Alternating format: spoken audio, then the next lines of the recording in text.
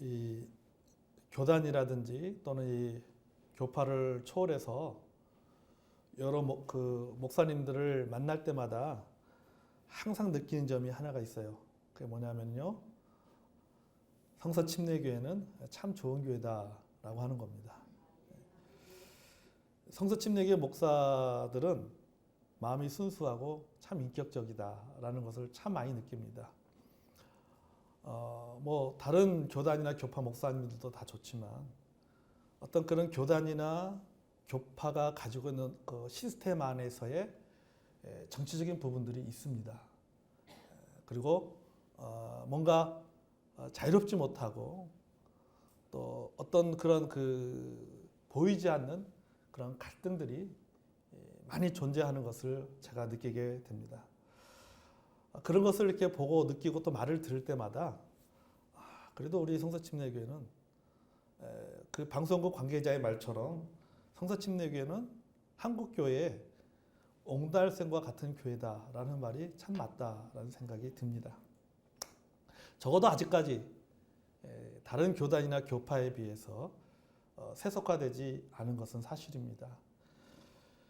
저는 우리 연산 성서침례교회는요, 우리 성서침례교회 중에서 저는 더 좋은 교회라고 믿습니다. 아멘. 왜냐하면요, 우리 교회를 구성하고 있는 우리 성도들 한 사람 한 사람의 모습, 한 사람의 그런 모습과 그런 헌신적인 모습을 참 보면서 참 우리 연산교회는 비록 여러 가지 점에 또 작지만은 또 부족한 점도 있지만은 그래도 좋은 교회다. 그래도 영적인 교회다라고 저는 그렇게 믿습니다. 물론 우리 성도들을 이렇게 보면요, 나름대로의 고집들이 다 있어요. 보면요, 나름대로 고집들이 있습니다. 하지만 그래도 어떻게 하든지 말씀대로 살려고 애를 쓰는 모습을 제가 보게 됩니다. 그런 의미에서 볼 때 여러분, 우리 교회는 참 좋은 교회입니다. 아멘. 자, 우리 교회가요, 이 좋은 교회지만요, 사실은 태생적인 몇 가지 약점을 가지고 있습니다. 우리가 인정할 수밖에 없는 그런 몇 가지의 약점이 있습니다. 외부적인 약점을 좀 제가 생각을 해보면요, 첫째는 우리 교회의 위치가 사실은 굉장히 교회에 큰 약점으로 작용하는 것은 사실입니다. 교회 위치가 골목 속으로 들어가 있고 주변 건물에 교회가 파묻혀져 있습니다. 그래서 교회를 찾아오기가 쉽지 않습니다. 전봇대에, 양쪽에 있는 전봇대에 교회 간판이 완전히 가려져 있습니다. 골목에 가서 딱 꺾어서 보면은요, 교회 간판이 전봇대에 가려서 교회 간판이 보이지가 않습니다. 대부분의 사람들이 교회 근처까지는 잘 찾아오지만은 교회 근처에서 헤맵니다. 특별히 위쪽 골목에서 많이 헤매죠. 위쪽 골목에서. 결국은 뺑뺑 돌다가 전화를 해서 교회를 찾아오는 경우들도 있고 포기하는 분들도 있습니다. 그나마 저 밑에서는요, 과정로 도로에서는 그래도 찾기가 쉬운데 경상대학 후문에서 내리면은 그때부터 교회를 찾아올 때는 엄청나게 많이 헤매게 됩니다. 이제 여러분, 여기 교회 옆에 빌라가 들어옵니다. 5층짜리 빌라가 들어온다고 합니다. 이 5층짜리 빌라가 들어오면요, 우리 교회 건물은 더 보이지 않게 됩니다. 그래도 다행인 것은 뭐냐면 요새 내비게이션이 잘 되어 있잖아요. 그 내비게이션으로 찾아오면서 그래도 좀 나은 것 같아요. 또 하나, 둘째는 우리 한국교회의 보편적인 문화와 정서를 비교해 볼 때 아무래도 성서침례교회는 이질감이 있습니다. 우리 한국에서 장로 교단을 비롯해서 타 교단들은요, 한국에서 100년이 넘는 역사를 가지고 있습니다. 여러분이 100년이 넘다는 역사는요, 그 역사를 무시할 수가 없어요. 100년 동안 교회가 또 교단이 많은 시스템들이 갖춰져 있습니다. 그렇기 때문에 시스템으로 교회가 운영이 되어지고 교단이 시스템에 의해서 어떤 구조에 의해서 그 나름대로 정해진 헌법이라는 것에 의해서 교회들이 돌아가기 때문에 나름대로 거기는 그 교단이라고 하는 곳에서 나름대로 모든 것들을, 심지어는 교회들을 컨트롤하게 됩니다. 그렇기 때문에 나름대로 어떤 그런 한국 교회 안에서 어떤 뿌리가 바뀌고 뭔가 체계적으로 움직여지는 것을 보게 됩니다. 이 100년이나 넘는 역사 동안에 우리 한국의 정치, 경제, 사회, 문화에 많은 영향을 주었습니다. 특별히 장로교단이 한국교회의 대표적인 모델이 되어 있습니다. 장로, 권사, 집사라는 직분이 교회 하나의 문화이고 호칭이 되었습니다. 그들에게 그것은 직분이라고 하는 개념보다는 호칭에 가깝다라고 말할 수가 있죠.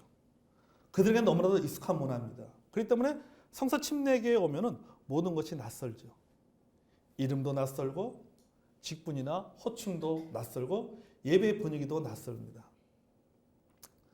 우리 성서 침례교회 문화는 미국 침례교회 문화와 정서가 비슷합니다. 예배의 분위기도 비슷하고 교회 시스템도 비슷합니다. 초기에 미국 성서 침례교회 선교사들이 한국에 들어와서 우리 한국에 대한 문화에 대한 이해 부족 때문에 생긴 결과입니다. 그게 오늘날까지 오게 된 것이죠. 이것은 우리가 부인할 수 없는 현실입니다. 우리가 내부적으로 우리의 약점을 좀 본다면요. 첫째는 여러분 우리 교회 성도들의 구성의 비율을 볼 수가 있어요. 우리 교회는 연세 드신 분들이 많습니다. 교회 홀로 나오는 자매들이 많습니다. 상대적으로 남자 성도들이나 학생들이나 청년들의 숫자가 적습니다. 갈수록 교회는 고령화되어 가고 있고 자연적 감소가 일어나고 있습니다. 사실 이것은 우리 교회만의 문제는 아니에요. 최근 통계에 따르면요. 장로교단의 통합식 경우에는요. 교회에서 청년의 비율이 2.1%로 떨어졌습니다. 이 말은 뭐냐면 교회 성도 100명 중에 청년은 2명밖에 되지 않는다라고 하는 것이죠. 어쩔 수가 없죠. 자녀들도 많이 낳지 않고 또 일자리 따라서 또는 직장에 따라서 학교에 따라서 다 위쪽으로 다 올라가다 보니까는 상대적으로 지방에 있는 교회들은 서울이라든지 수도권에 있는 교회보다도 더 어려움을 겪고 있는 것은 사실입니다. 그러다 보니까는 교회가 고령하다 보니까 자연적으로 청년이 없고 학생이 없고 주일학교가 없어지는 것이죠. 둘째는 뭐냐면요. 이 고착화된 교회 생활입니다. 우리가 교회 생활을 20년, 30년, 40년 하신 분들은요. 나름대로 신앙생활의 습관이라고 하는 것이 있어요. 이게 고착화되어져 있어요. 고집이 있어서 변화가 늦습니다. 믿음에는 흔들리지 않습니다. 믿음은 흔들리지 않지만은 성장은 없다라고 하는 것이죠. 사실 여러분 이런 것들을 우리가 좀 생각을 해보면 우리 교회가 좋은 교회라고 하는 것을 떠나서 미래만을 생각해 본다면은 결코 밝아 보이지 않는 것이 사실입니다. 이것은 우리 교회만의 문제는 아니고 우리 한국교회 문제이고 우리 성서 침례 교회 전체의 문제이기도 합니다. 우리 성서 침례 신학대학원 같은 경우에도 우리 소위 말해서 우리 전국에 있는 성서 침례 교회 숫자가 작다 보니까는 해마다 학생들을 모집하는데 굉장히 많은 어려움들을 겪고 있습니다. 저는 우리 교회 모든 성도님들이 이런 부분에 저는 공감하고 있을 거라고 저는 그렇게 생각합니다. 우리에게 이런 약점이 있고 태생적인 어떤 한계성이 있고 약점이 있지만은 그러면서도 우리는 한편으로 우리는 교회 성장을 갈망합니다. 교회가 부흥하기를 원하는 마음들이 우리 가운데 있다라고 하는 것이죠. 교회 성장을 꿈꾸고 있습니다. 교회 부흥을 꿈꾸고 있습니다. 그리고 기도합니다. 하지만은 우리는 희생은 하지 않습니다. 함께 하지 않습니다. 변화를 원하지 않습니다. 꿈을 꾸지만은 그래서 기도하지만은 희생하지 아니하고 함께 하지 않습니다. 여러분 한번 생각해 보십시오. 교회에서 특별한 행사를 할 때 무슨 기도회를 한다든지 수련회를 한다든지 어떤 특별한 집회를 할 때 또 어떤 프로그램을 진행할 때 그동안 얼마나 많이 거기에 참여했는가. 항상 참석하는 분들만 참석합니다. 그 성도들은 무조건 참석합니다. 힘들지만 쉬고 싶지만 그래도 헌신하고 섬기는 마음으로 참석을 합니다. 힘들어도 그래도 가야지 하고 옵니다. 이것은 어떤 성도에게는요, 이것이 환경의 문제이기도 하지만 어떤 성도에게는요, 그것이 믿음의 문제이고 마음의 문제라고 하는 것이죠. 담임 목사로서 이런 것들을 생각하면요, 참 마음이 절망스럽습니다. 여러분, 사실 제가 이 말씀은요 2년 전에 준비한 설교입니다. 하지만 그동안 묵혀놨습니다. 과연 이 말씀이 우리 성도들에게 은혜가 될 것인가? 세상에서 힘들고 바쁘게 살아가는 우리 성도들이 주일에 와서 그나마 좀 힘을 얻고 격려받고 위로받고 싶은데 거기에 목사님이 설교를 통해서 마음에 더 무거운 짐을 딱 얹혀가지고 더 마음을 힘들게 하지 않는가? 라고 하는 그런 제 마음의 어떤 그런 불편함 때문에 사실은요 오래전에 준비한 말씀에도 불구하고 전하자. 심지어는 우리 집사님들에게 장문의 편지를 썼지만 그 편지도 아직 제가 보내지 않고 있는 게 사실이에요. 몇 년 전에 쓴 편지지만 그대로 다 덮어두고 있습니다. 이런 것들을 생각하면요 참 절망스럽습니다. 하지만 저에게 희망을 주고 사명을 주고 감사의 마음을 갖게 하는 것이 있습니다. 그것은 바로 뭐냐면 가치라고 하는 거예요. 가치. 그것은 바로 성도의 가치입니다. 영혼의 가치입니다. 교회의 가치예요. 여러분, 하나님 앞에서 남녀노소 살 것이 모든 사람이 다 온천하보다 귀한 가치가 있습니다. 아멘. 여러분, 그 교회의 외적인 성장이나 환경에 상관없이 그 교회가 좋은 교회냐 나쁜 교회냐, 그 교회가 좋은 장점을 갖고 있냐 아니면 어떤 여러 가지 어떤 그 단점이 있고 취약점이 있다 할지라도 그것과 상관없이 여러분, 주님의 교회는요, 주님의 교회라는 그 한 가지만 가지고도 여러분 그 교회는 가치가 있는 교회입니다. 아멘. 그래서 여러분, 우리 교회는요 가치가 있는 교회예요. 우리 교회 성도들 한 사람 한 사람을 보면요 너무나 귀하고 가치가 있는 분들입니다. 베델 성서 침례교회 현상 목사가 페이스북에 이런 글을 남겼어요. 교회의 부흥은 교인이 늘어나는 것이 아니라 가족을 만드는 것이다. 맞습니다. 우리가 여러 가지 어떤 부족한 점이 있지만 그럼에도 우리는 뭐냐? 우리는 가족입니다. 아멘. 우리는 가족이에요. 목회를 해야 한다라고 하는 영적인 당위성이 바로 여기에 있는 것입니다. 여전히 교회 환경은 바뀐 것이 없지만 여전히 성도들의 신앙생활하는 모습은 똑같지만 1년 전이나 지금이나 똑같은 모습의 예배를 드리고 똑같은 사역을 하고 있지만 그럼에도 불구하고 힘을 얻습니다. 감사하게 됩니다. 격려받습니다. 또다시 도전하게 됩니다. 여러분, 왜 그럴까요? 여전히 바뀐 것은 없는데 왜 그 상황에 바뀐 것이 없는 그 상황을 보고 있음에도 불구하고 그것에 대해서 하나님 앞에 감사하고 격려받고 또 위로받고 다시 한번 힘을 얻게 됩니까? 똑같은 상황인데 어떤 때는 낙심하고 어떤 때는 힘을 얻습니다. 그 이유가 어디에 있을까요? 바로 태도에 있습니다. 태도의 차이에 있다는 거죠. 여러분, 태도에 따라 생각이 달라지고 행동이 달라집니다. 아멘. 오늘 본문에 보십시오. 모세가 12명의 전탄꾼들을 선발하여서 가나안 땅을 들여보냈습니다. 전탄꾼들이 40일 동안 그 가나안 이곳저곳을 돌아다니면서 그 상황을 살펴보았습니다. 그리고 돌아와서 모세와 백성들 앞에서 보고하잖아요. 그들의 보고는 두 가지입니다. 하나는 가나안 땅이 최고의 땅입니다. 보고하는 거죠. 27절 보겠습니다. 모세에게 말하되 당신이 우리를 보낸 땅에 간즉 과연 그 땅에 젖과 꿀이 흐르는데 이것은 그 땅의 과일이니이다.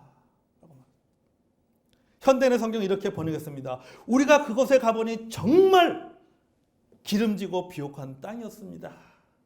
하나님께서 말씀하신 그대로, 하나님께서 약속하신 그대로입니다. 정탐꾼들이 인정한 거예요. 가나안 땅이 얼마나 좋은 땅인지 말했습니다. 그리고 그곳에 들어가서 살고 싶었어요. 와, 너무 좋은 땅이다. 그곳에 들어가서 살고 싶은 마음이 들겠죠. 생각해보면 그들은 여러분 40년 동안 그들은 광야에서 돌았잖아요. 뺑뺑이 돌았죠. 그 광야 생활에서 얼마나 힘든 광야 생활을 하다가 그 기름진 땅을 보았으니 여러분 얼마나 여러분 들어가 살고 싶지 않겠어요. 그것이 좋은지를 알죠. 가나안 땅이 얼마나 좋은지 그들은 너무 잘 알고 있었어요. 여러분, 정탐꾼들처럼 우리도 여러분 좋은 것이 무엇인지 너무나도 잘 알고 있습니다. 무엇이 좋은 것인지를 잘 알고 있어요. 부흥이 무엇이고 교회가 어떤 모습이어야 되고 영적인 교회의 모습, 부흥하고 성장하는 교회의 모습, 하나님의 사명을 이루는 교회와 성도의 모습에 대해서 우리는 너무나도 잘 알고 있습니다. 희망하고 있습니다. 꿈꾸고 있습니다. 그런데 문제는 그 단계를 넘어가지 못하고 있다는 거죠. 그러면서 두 가지 반응을 보입니다. 한 가지는 어렵다. 또는 안 된다라는 태도고, 또 한 가지 뭐냐면 과거로의 회개입니다. 28절 볼까요? 그러나 그 땅의 거주민은 강하고 성읍은 견고하고 힘이 클 뿐 아니라 거기서 안악자손을 보았으며. 한마디로 말해 이 말이죠. 좋은데, 너무 좋은데 안 된다 이거죠. 그림의 떡이다라고 말하는 거죠. 가나안 땅은 좋은 곳이지만 탐나는 땅이지만은 어렵다라는 것입니다. 안 된다라고 생각합니다. 장애물만 보이는 거죠. 변수만을 생각하는 것입니다. 우리가 이 땅에 들어갔을 때 우리가 겪을 수 있는 여러 가지 변수만을 생각하다 보니까는 가나안 땅에 들어가는 것에 대해서 좋지만은 우리는 들어갈 수 없다라고 이야기를 하고 있는 것입니다. 사업하는 형제가요, 이런 글을 제 페이스북에 올렸어요. 이 형제가 그 벤처 사업을 하는 그 형제인데, 그 유리에 이렇게 그 스크린을 넣는 그런 사업을 하고 있는 형제예요. 그 형제가 오래전에 페이스북에 글을 남겼는데 제가 3월 달에 그 글을 봤어요. 그래서 그 글의 내용을 제가 한번 읽어보겠습니다. 이런 글을 올렸습니다. 일을 하다 보면 언제나 변수는 존재한다. 즉 예상되거나 예상치 못한 문제가 발생한다. 그럴 때 다양한 반응이 나타난다. 어떤 이는 정성만 고집한다. 그래서 안 된다고 한다. 어떤 이는 할 수 있는데 귀찮아서 안 된다고 한다. 어떤 이는 내일은 아니니 안 된다고 한다. 어떤 이는 돈 얘기부터 꺼낸다. 어떤 이는 책임지기 싫어서 안 된다고 한다. 어떤 이는 그냥 안 된다고 한다. 일도 고민 안 하고 안 된다는 말을 먼저 내뱉는 이도 있다. 안 되는 것은 안 되는 거라고 배워서 안 된다고 한다. 하지만 그 수많은 안 되는 것에 대한 대안을 찾기 위해 고민하는 것이 우리의 과제이다. 문제 해결에 최선이 없다면 차선이라도 찾아보는 것이 필요하다. 이것이 사업이다. 그렇게 글을 남겼어요. 제가 글 너무 마음에 들어서 제가 그걸 복사해서 따로 빼놨어요. 여러분 그렇습니다. 여러분 이것이요, 우리의 태도가 돼야 되고 믿음이 돼야 됩니다. 아멘. 이 형제도 믿는 형제예요. 최선이 없다면 우리가 차선이라도 생각해보고 애쓰는 태도가 우리에게 필요하다는 사실입니다. 아멘. 또 한 가지는 뭡니까? 또 한 가지는요, 안 된다는 것 같고, 또 한 가지는요, 과거로의 회개예요. 14장 3절을 보겠습니다. 14장 3절. 자, 백성들이 이렇게 말합니다. 어찌하여 여호와가 우리를 그 땅으로 인도하여 칼에 쓰러지게 하려 하는가? 우리가 처자가 사로잡히리니 애국으로 돌아가는 것이 낫지 아니하랴.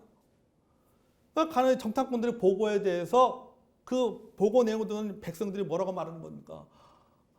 우리가 이제 죽었다. 애국으로 돌아가는 것이 낫지 않겠느냐? 애국으로 돌아간다는 것은 뭡니까? 과거로 돌아가겠다는 겁니다. 과거로. 자, 가나안 땅으로 들어가기 위해서는 전쟁을 해야 됩니다. 그런데 그 상대 중에 하나가 누구냐면요, 거인들이잖아요. 거인들.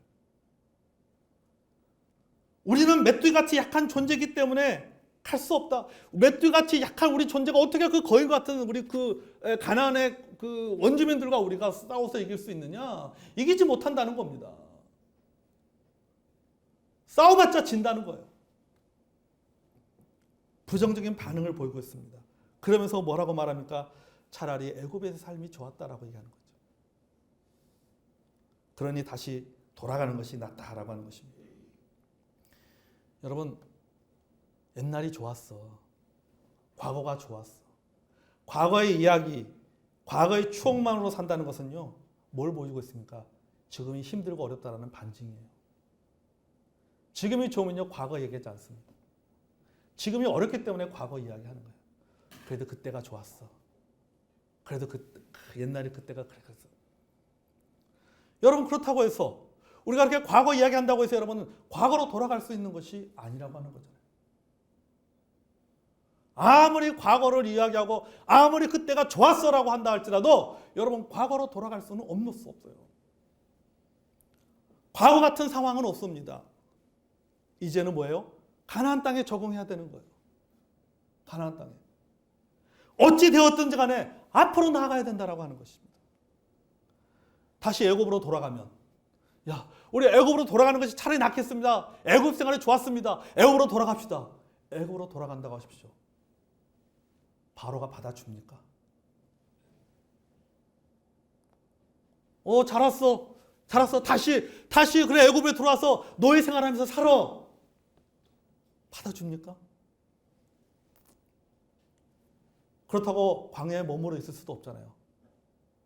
광야에 머무르 있으면 뭐예요? 죽는 거예요. 언제까지 하나님이 주시는 일용할 양식만 먹고 살겠습니까? 그러니까 뭐예요? 돌아가도 죽고 여기 머물러 있어도 죽는 겁니다. 14장 2절을 볼까요? 그들이 이렇게 말합니다. 광야에서 죽었으면 좋았겠다라고 말해요. 어떻게 되었습니까? 야, 우리 광야에서 죽었다. 어떻게 돼요? 14장 26절 28절 볼까요? 우리 같이 한번 읽겠습니다. 민수기 14장 26절에서 28절. 자, 같이 한번 읽겠습니다. 시작. 여호와께서 모세와 아론에게 말씀하여 이르시되 나를 원망하는 이 악한 회중에게 내가 어느 때까지 참으랴. 이스라엘 자손이 나를 향하여 원망하는 바 그 원망하는 말을 내가 들었노라. 그들에게 이르기를 여호와의 말씀에 내 삶을 두고 맹세하노라. 너희 말이 내 귀에 들린 대로 내가 너희에게 행하리니. 아멘. 자, 이제 우리는 이 광야에서 죽게 되었다 라고 하니까 하나님께서 그래, 너희 말이 내 귀에 들린 대로 내가 행하리라. 이제 죽었다? 그래, 죽어 그럼. 여러분, 말하는 대로 됩니다. 아멘. 믿는 대로 되는 거예요. 하나님의 귀에 들린 대로 이루어집니다. 그렇다면은 여러분 살 수 있는 길은 하나밖에 없는 거예요. 거인들이 사는 가나안으로 들어가야 되는 거예요. 죽어도 거기서 죽는 것이 의미가 있는 거예요. 차라리 광야에서 굶어 죽을 바야 차라리 가나안 땅에 들어가서 싸우면서 죽는 것이 훨씬 그것이 가치가 있는 거예요. 훨씬 그것이 의미가 있는 거예요. 갈렙이 뭐라고 말합니까? 30절 볼까요? 13장 30절. 갈렙이 모세 앞에서 백성들을 조용하게 하고 이르되 우리가 곧 올라가서 그 땅을 취하자. 능히 이기리라. 여호수아도 말합니다. 14장 9절에 여호수아가 이렇게 말합니다. 다만 여호와를 거역하지는 말라. 또는 그 땅의 백성들을 두려워하지 말라. 그들은 우리의 목이라. 그들의 보호자는 그들에게서 떠났고 여호와는 우리와 함께 하시느니라. 그들을 두려워하지 말라. 아멘. 자, 갈렙은 승리에 대한 믿음이 있었습니다. 그런 승리에 대한 믿음을 가지고 입으로 그것을 고백했어요. 그리고 여호수아는 뭘 고백합니까? 하나님과 동행하심에 대한 믿음을 고백했어요. 하나님이 우리와 함께 하신다. 여러분, 이것이 우리가 가져야 될 태도입니다. 아멘. 여러분, 믿음의 태도가요, 삶을 바꿔놓는 거예요. 우리가 가지고 있는 약점, 우리가 가지고 있는 어려움들, 그건 현실적으로 우리가 거부할 수 없습니다. 그걸 우리가 수용해야 되는 거예요. 우리가 받아들여야 되는 거예요. 여러분, 그렇다고 우리 옆에 건축하는 분이요, 건축사장이 저한테 그런 거예요. 목사님, 혹시 교회는 안 파세요? 저한테 물어보더라고요. 그래서 제가 평당 2천만 원 이상 주면 생각해 보겠습니다. 그러니까 여러분, 우리 교회가 여기 위치해 있지만은 우리가 여러분 이 예배당을 팔고 어디 가서 뭘 하겠습니까? 안 그래요? 안 돼요. 그러니까 우리에게 가지고 있는 우리의 한계는 우리가 받아들일 수밖에 없다라고 하는 겁니다. 하지만 여러분, 그렇지만은 그 안에서 여러분, 우리가 외부적인 환경들은 우리가 바뀔 수는 없지만은 변화시켰으면 우리가 가지고 있는 내부적인 것들은 우리의 잘못된 부정적인 태도, 우리의 잘못된 습관, 잘못된 태도는 얼마든지 여러분 우리가 개선할 수가 있다는 사실입니다. 아멘? 이건 고칠 수가 있는 거예요. 아무리 여러분 갈렙과 여호수아가 그들은 우리의 밥이라고 말하고 뭐 우리는 그 얼마든지 이길 수 있다라고 말하면서 여러분 그 거인 같은 가나안 족속들이 어느 순간 갑자기 하나님께서 역사하시니까 키가 쪼르륵 줄어들어가지고 2m짜리 키가 1m가 되고 50cm로 줄어들게 난제가 되겠어요? 거인은 여전히 거인들로 남아 있는 거예요.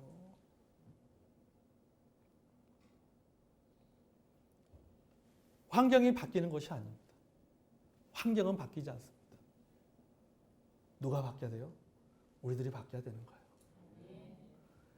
우리들의 태도가 바뀌어야 되는 거예요. 우리들의 태도. 이것이 여러분 우리가 가져야 될 태도. 여호수아와 갈렙이 말하고 있는 것이 뭡니까? 환경을 받아들이자 말이에요. 그렇지만 하나님은 그 환경을 초월하는 분이다라고 하는 그 믿음을 갖자라고 하는 것이죠. 하나님은 환경을 초월하기 때문에 우리가 갖고 있는 그 믿음을 갖고 있으면 된다고 하죠. 여러분 요새 사업하는 분들 어렵다 힘들다 많이 하잖아요. 저희 친형도 성남에서 중국집 하지만은 제가 어제 전화했어요. 요새 매출이 좀 어때 했더니 요새 매출이 많이 떨어졌어. 어렵다 그러더라고요. 그럼 하는 게 뭐냐? 그래도 요새 다 어려우니까 그래도 감사한다 그러더라고요. 제가 그래서 맞는 말이라 그랬어요. 요새는 그냥 유지만 하는 것도 감사하라 그랬어요. 유지만 하는 것도 감사해요.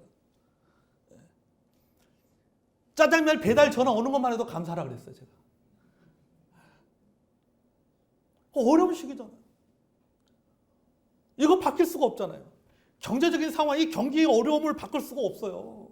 이 국가가 안고 있는 여러 가지 문제점들을 우리가 바꿀 수가 없습니다, 우리가. 그렇지만 그 가운데서도 여러분 우리가 바꿀 수 있는 태도가 있어요. 그것은 뭡니까? 그래도 하나님 감사합니다. 그래도 하나님 감사합니다. 그래도 하나님 먹고 살 수 있어서 감사합니다.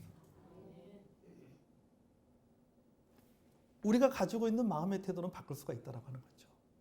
환경이 바뀌지 않지만. 환경은 여러분 우리의 손을 떠난 건 일입니다. 경기가 잘 돌아가고 활성화되는 거는요. 우리 손을 떠난 문제예요. 우리가 아무리 정부를 욕하고 이렇다 저렇다 막 욕해도 안 바뀌어요. 국회의원들 욕한다고 국회의원들 바뀝니까? 안 바뀝니다. 결국 누가 바뀌어야 돼요? 우리가 바뀌어야 돼. 우리가 돼도. 그래도 감사합니다. 제가 하나님 앞에서 기도했죠. 오늘 아침에서 교회 와서 목양실에 있으면서 주일학교 아이들 찬양하는 소리를 들으면서 밖에서 우리 여전도 회원들이 막 수다를 떠는 떠드는 이야기를 들으면서 제가 하나님 앞에 기도했어요. 하나님 여기가 천국입니다. 그랬어요. 안 그렇습니까? 여기가 천국 아니에요. 천국. 진짜 천국입니다. 하나님 감사. 그래서 우리 교회 안에 주일학교 아이들 목소리가 들리게 해줘서 감사합니다. 우리 학생들이 이렇게 예배 나오게 할 수 있어서 감사합니다. 오늘 우리 성도들 오늘 점심이 보니까요. 보리비빔밥이에요. 보리밥 비빔. 어제 와서 열심히 음식을 준비하시더라고요. 얼마나 감사합니까? 얼마나 감사합니까? 그런 거 하나하나 보면요. 하나님 앞에 감사하게 되는 거예요. 그러면서 그분들을 통해서 뭘 느끼는 거예요? 가치를 느끼는 거예요. 가치. 한 사람 한 사람 얼마나 예배 시간 시작하기 전에 저 뒤에 앉아 있으니까 우리 모친들이 들어오면서 그 헌금함에다가 헌금 내는 모습을 보면서 하나님 그 모습을 보면서 하나님 감사합니다. 자녀들한테 용돈 받아가지고 뭐 자녀들 용돈에서 많이 줍니까?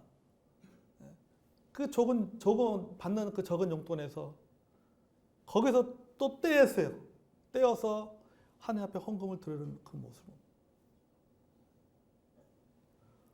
거기에 뭐가 있는 거예요? 가치가 있는 거예요. 한 분 한 분을 요약해서 교회에서 실제로 어떤 뭐 사역을 하지 못하지만 그래도 그 한 분 한 분 가운데 뭡니까? 한 영혼, 그 온 천하보다 귀한 가치가 그분들에게 있는 겁니다. 아멘. 그것을 통해서 뭘 느끼는가요? 하나님 감사.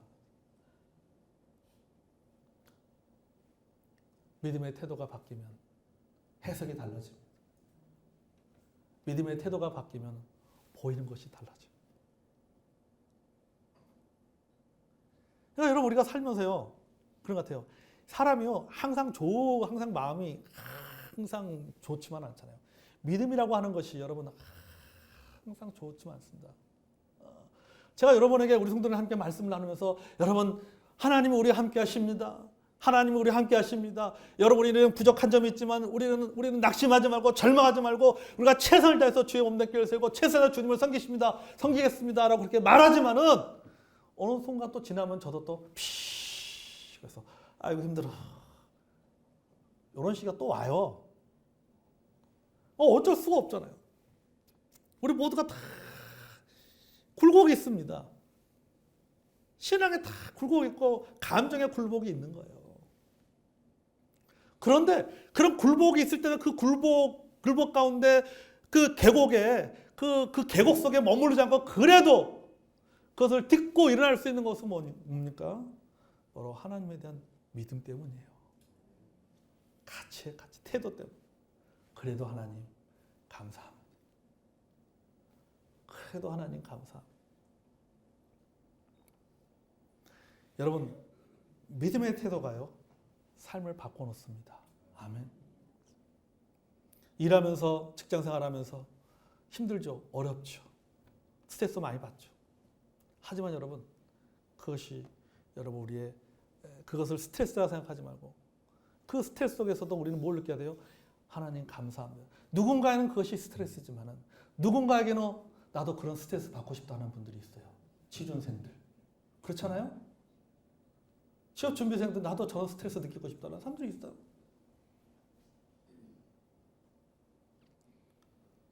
그런 생각하면 그 안에서도 뭐 하는 거예요? 하나님 감사합니다. 하나님 감사합니다. 밥 존모가 쓴 사이버네틱스 2000이라는 책에 보니까요. 코끼리 아저씨 족쇄라고 하는 이야기가 나오더라고요. 그 내용이 이런 내용입니다. 다 큰 코끼리 뒷다리에 5cm 두께가 5cm밖에 안 되는 족쇄를 찬 채요. 꼼짝도 못하고 있다는 겁니다. 그 다 큰 코끼리가요. 이 족쇄는요. 2m밖에 안 되는 길이가 2m밖에 안 되는 쇠사슬에 묶여서요. 조그만 말뚝에 박혀 있다고 합니다. 그래서 이 코끼리가 맘만 먹으면 얼마든지 그것을 뺄 수 있다고 해요. 족쇄를. 그죠? 큰 코끼리가 여러분 한번 발 한번 뒷다리 한번 확 들면은 말뚝 빠질 거란 말이죠. 그런데도 그 큰 코끼리가 족쇄에 묶여 있다고 합니다. 왜 그러냐면 이 코끼리는요. 아주 어릴 때부터 이 족쇄에 묶여 있었기 때문에. 그때는 힘이 없어서 풀고 도망가고 싶어도 힘이 없으니까는 풀지를 못한 거예요. 그래서 포기하고 자기의 삶이 어쩔 수 없는 조건을 받아들이게 됩니다. 근데 이제 자랐습니다. 힘이 생겼습니다. 이제는 얼마든지 말뚝을 그 뒷다리 힘으로도 얼마든지 말뚝을 뽑아낼 수 있고 쇠사슬을 끊어낼 수가 있어요. 그런데도 꼼짝없이 묶여 있어요. 그저 반경 2m 안에서 주는 먹이만을 먹고 그렇게 살아가고 있다라고 그 책에 그렇게 쓰여 있더라고 하는 거죠. 저와 여러분이 이 코끼리처럼 살아가고 있어요. 얼마든지 보다 나은 삶을 살 수 있고 우리 교회가 보다 더 풍성하고 건강한 교회, 즐거운 교회 생활을 할 수 있고 우리가 하나님의 사역에 있어서도 더 역동적으로 할 수 있음에도 불구하고 예전처럼 살아가고 있다는 거죠.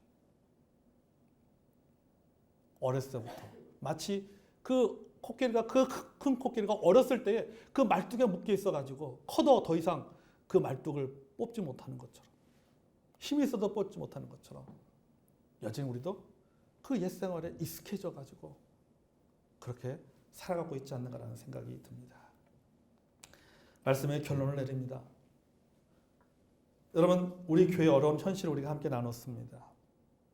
하지만 여러분 이 어려운 점들 우리가 하나씩 하나씩 해결해 가는 것이 바로 믿음의 태도입니다. 우리가 받아들여야 될 현실은 수용을 하고 우리가 극복해야 할 문제들은 마음을 모아서 해결해 나가면 되는 겁니다. 아멘? 되는 거죠. 중요한 것은 뭐냐면요. 우리의 마음을 하나로 모으는 거예요. 그래서 가장 중요한 것, 우리 교회 안에서 가장 중요한 믿음의 태도는 뭐냐면요. 우리가 함께하고자 하는 태도예요. 여러분 50주년의 키워드가 뭐예요? 50주년이 무슨 날입니까? 다원데이잖아요. 다원데이요, 다원데이. 하나로 모으는 겁니다. 함께하는 겁니다. 그날은 다원데이. 모두가 다 와서 모두가 다 함께하자는 겁니다. 모두가 함께하는 거예요. 저는 그 첫 단추가요. 저는 수련회라고 생각합니다. 아멘. 수련회 오면요. 잠자리 불편해요. 저도 2박 3일 동안 수련회 가면요. 예민하세요. 나는 여전히 나도 자면서 코곡을 자지만 다른 사람이 코 고는 건 못 들어요. 잠자리 불편하잖아요. 잠자리가 불편해도 참석해야 됩니다. 아멘. 참석해야 돼요. 그래서 우리가 수련회 날짜도 또 잠자도 날짜도 일부러 그래서 모든 성도님들을 배려하기 위해서 휴가도 가시고 가족들과 함께 시간도 보내고 하라고 해서 공휴일을 중간에 낀 거 아닙니까?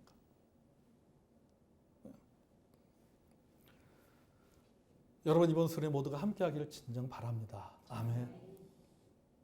더욱이요. 우리 집사님들은 한 번도 빠짐없이 참석하기를 진짜 부탁드립니다. 처음부터 끝까지 함께 하길 바랍니다. 처음부터 끝까지. 여러분 그럴 때 여러분 우리 교회가 달라집니다. 달라지는 거예요. 함께 할 때 여러분 달라지는 거예요. 우리가 가지고 있는 우리 교회 가지고 있는 태생적인 환경적인 이런 것들 우리가 해결할 수가 없어요. 하지만 우리 안에 내적인 약점들은 얼마든지 우리가 바꿀 수가 있는 거예요. 그건 우리의 믿음의 태도에 달려 있는 거예요. 그럴 때 우리의 태도가 바뀔 때요. 결국 무엇도 바뀐지 아십니까? 환경도 바뀌어지는 거예요. 여호수아와 갈렙이 결국 그들의 믿음의 태도가 결국 그들의 환경을 바꿔놓았잖아요. 다른 사람들은 다 죽었어요. 광야에서. 누구만 들어갈 수 있었어요? 갈렙과 여호수아만 들어갈 수 있었어요. 가나안 땅에. 결국 그들의 믿음의 태도가 환경까지 바꿔놓은 겁니다. 환경을 바꾸는 그 출발점이 뭐냐? 그 믿음의 태도라고 하는 거예요. 사랑하는 성도 여러분, 이제 우리가 교회 올해 창립 50주년을 저희들이 맞습니다. 우리가 새롭게 마음을 먹고 우리가 우리의 믿음의 태도를 바꿔서 우리의 삶이 달라지고 우리의 생활이 달라지고 우리 가정이 달라지고 우리 교회가 달라지고 사역이 달라지는 복된 하나가 되기를. 그래서 칼럼에 썼던 것처럼 50년이란 물리적인 시간이 크로노스라고 하는 물리적인 50년이 아니라 카이로스, 의미가 있는 50년이 되는 달려갈 50년이 되는 저와 여러분이 되고 우리 교회가 되기를 주의 이름으로 축복합니다. 이제 우리 기도하겠습니다. 이 시간을 함께 하나님 앞에 잠깐 기도하는 시간 갖기 원합니다. 제가 오늘 말씀을 전하기 전에 하나님 앞에 이렇게 기도했어요. 하나님, 우리 성도들 참 어렵게 살고